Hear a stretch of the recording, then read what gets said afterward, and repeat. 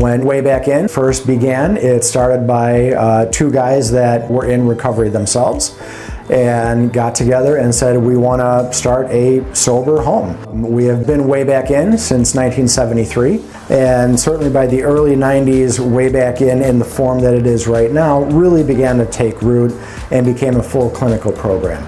Addiction, be it gambling disorders or substance use disorders, is a public health crisis, and it is something that affects all of us. So even if it doesn't affect me personally, or I might not have a problem with gambling or with other substances, it still affects me in the way it presents itself in the community and within society. So the mission of the Way Back In is to rebuild lives affected by addiction in a very nurturing manner. Our clients live in a home environment and they are treated as a member of a family.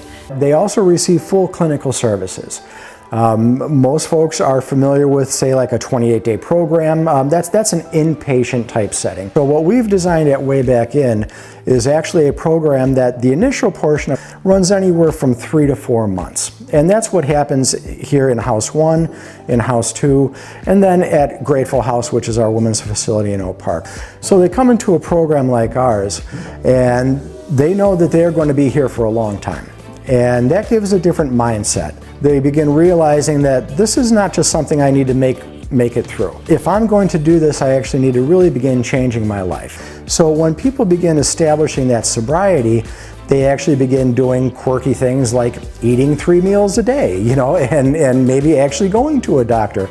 And some of the preventative health that actually keeps them away from the emergency rooms. One of our #1 goals is to be opposite of that addictive lifestyle. So if they spent a lot of time isolating, we want them to spend a lot of time with others and a lot of time with people.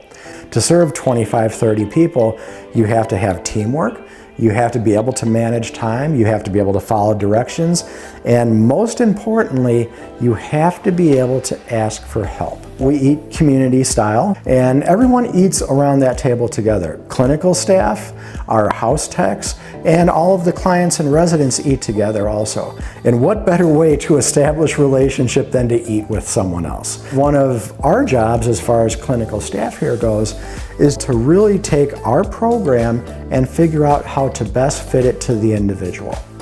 And as we begin to individualize it, it really fits and it works for folks.